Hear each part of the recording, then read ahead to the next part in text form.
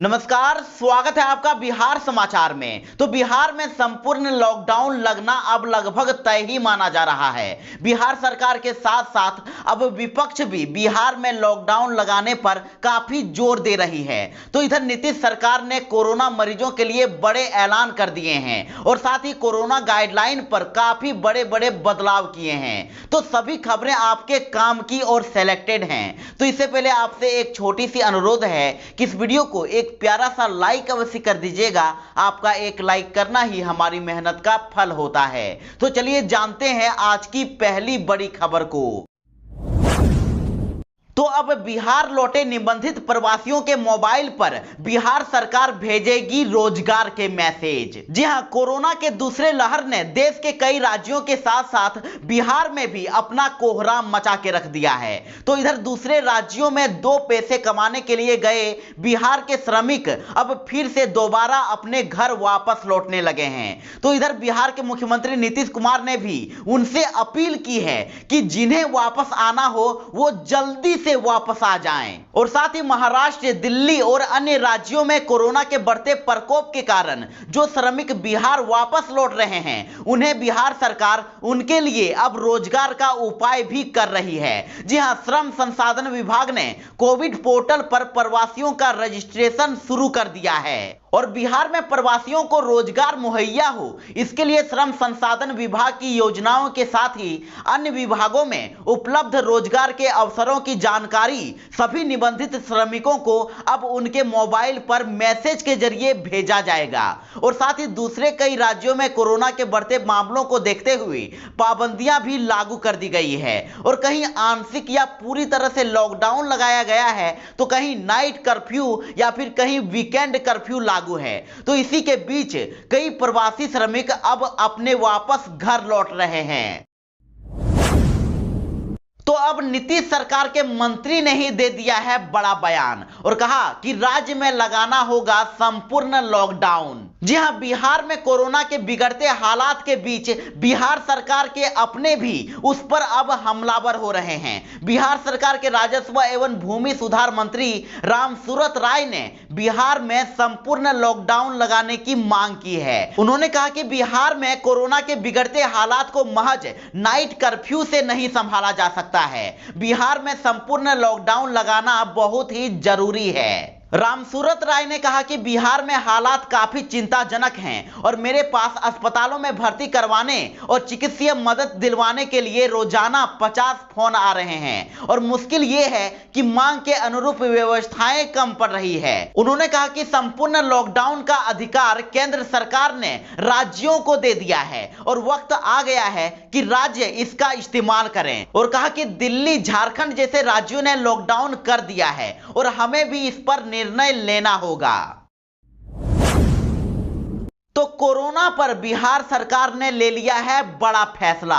IGIMS Patna अस्पताल में अब सभी मरीजों का होगा फ्री में इलाज। बिहार में कोरोना की दूसरी लहर से 1897 मौतों और 75,000 से ऊपर एक्टिव केस के बाद कोविड मरीजों के लिए बिहार सरकार ने अब बड़ा फैसला ले लिया है। जी हां, मुख्यमंत्री नीतीश कुमार ने घोषणा की है कि अब आईजीआईएमएस पटना अस्पताल में सभी कोविड मरीजों का मुफ्त में इलाज होगा और मरीजों की दवा सहित सारे चिकित्सीय खर्च अब सरकार खुद उठाएगी।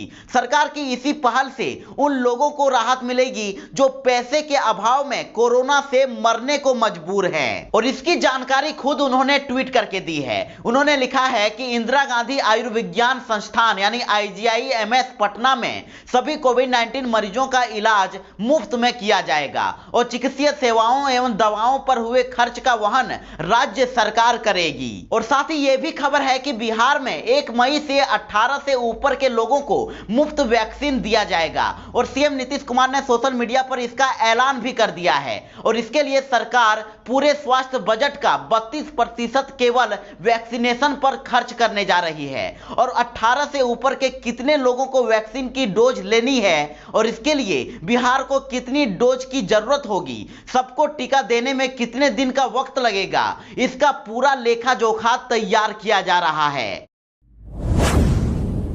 तो कोरोना गाइडलाइन को लेकर एक बड़ी अपडेट सामने आ रही है। जी हां, बस ऑटो समेत पब्लिक ट्रांसपोर्ट में अगर पान, खैनी, गुटखा खाया तो भरना पड़ सकता है जुर्माना। बिहार में कोरोना की दूसरी लहर में तेजी से बढ़ रहे संक्रमण के मामले को लेकर सरकार अब एहतियाती कदम उठा रही है। इसी कड़ी में परिवहन विभाग ने ऑटो, बस और ई रिक्शा में यात्रा करने वाले को पान, तंबाकू, खैनी और गुटखा खाने पर प्रतिबंध लगा दिया गया है और विभाग ने कहा है कि ऐसा करने पर भारी जुर्माना लगाया जाएगा। और विभाग ने इस आदेश का कड़ाई से पालन कराने के लिए सभी जिलाधिकारियों और पुलिस अधीक्षकों को निर्देश जारी कर दिया है।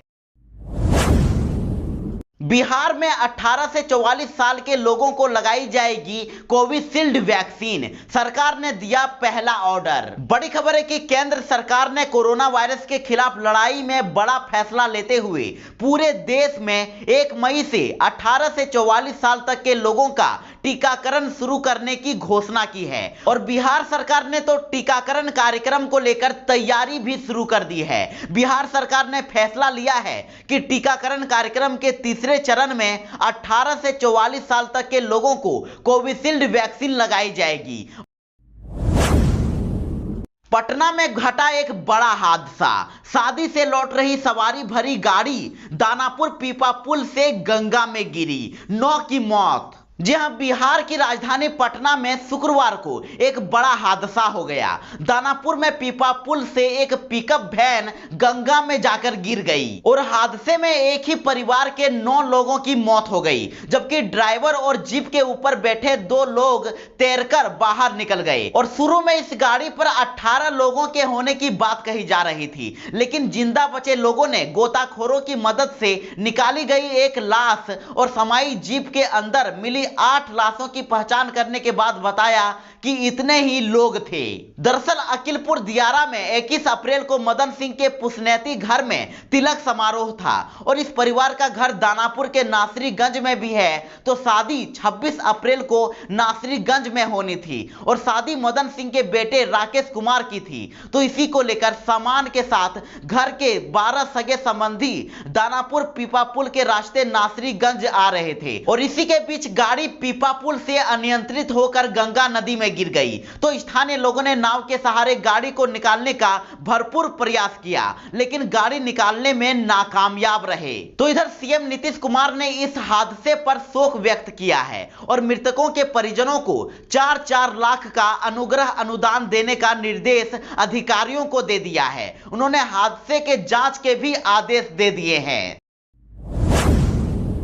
तो वहीं कोविशील्ड वैक्सीन को लेकर भारी लापरवाही की खबर सामने आ रही है। औरंगाबाद में कोविड-19 वैक्सीनेशन के लिए आई कोविशील्ड की 2799 डोज बर्बाद हो गई है। जी हां, एक और जहां कोरोना टीका नहीं होने की वजह से लोगों का वैक्सीनेशन नहीं हो पा रहा है, तो वहीं दूसरी ओर बिहार के औरंगाबाद में कोविड-19 को लेकर जो कोविशील्ड वैक्सीन औरंगाबाद आई है, उसमें से अब तक 2799 डोज बर्बाद हो चुकी है और इतने लोगों को यह वैक्सीन दी जा सकती थी, लेकिन विभिन्न कारणों से यह वैक्सीन बर्बाद हो गई है। तो इधर जिला प्रतिरक्षण पदाधिकारी डॉक्टर मिथिलेश कुमार सिंह ने बताया कि औरंगाबाद जिले को 1,23,980 डोज मिली थी और इस आलोक में अब तक 1,13,311 डोज का इस्तेमाल किया जा चुका है और 95,043 लोगों को वैक्सीन की पहली डोज दी गई है, जबकि 18,268 लोगों को वैक्सीन की दूसरी डोज दी जा चुकी है। तो इधर स्वास्थ्य विभाग के पास वर्तमान समय में 7,870 डोज बची हुई है और साथ ही उन्होंने कहा कि 2,799 डोज बर्बाद हो गई है।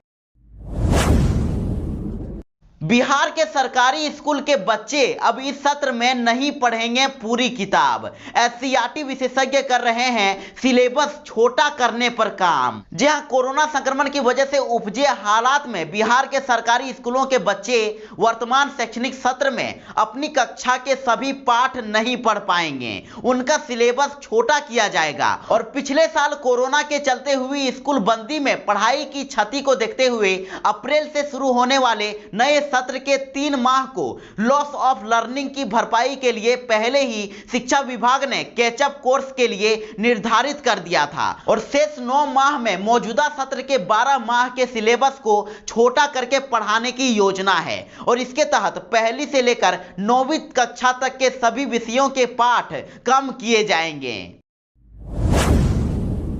बिहार में नहीं थम रही है कोरोना की रफ्तार। कोरोना ने तोड़ दिए सारे रिकॉर्ड। एक दिन में मिले 12,672 नए संक्रमित। बिहार में कोरोना संक्रमण का एक नया रिकॉर्ड बन गया। एक दिन में 12,672 नए कोरोना संक्रमितों की पहचान की गई और राज्य में एक दिन में 1,08,147 सैंपलों की भी कोरोना जांच की गई और 24 घंटों में बिहार में 54 लोगों की जान इलाज के दौरान चली गई है। अकेले नालंदा मेडिकल कॉलेज में ही 24 लोगों की मौत हो गई है, जबकि पटना मेडिकल कॉलेज में 9 लोगों की जान चली गई है और नए मिले संक्रमितों में अभी पटना टॉप पर है। यहां पर आंकड़ा 2,801 पहुंच गया है और प्रदेश में अब तक कुल एक्टिव मामलों की संख्या 76,419 हो गई है।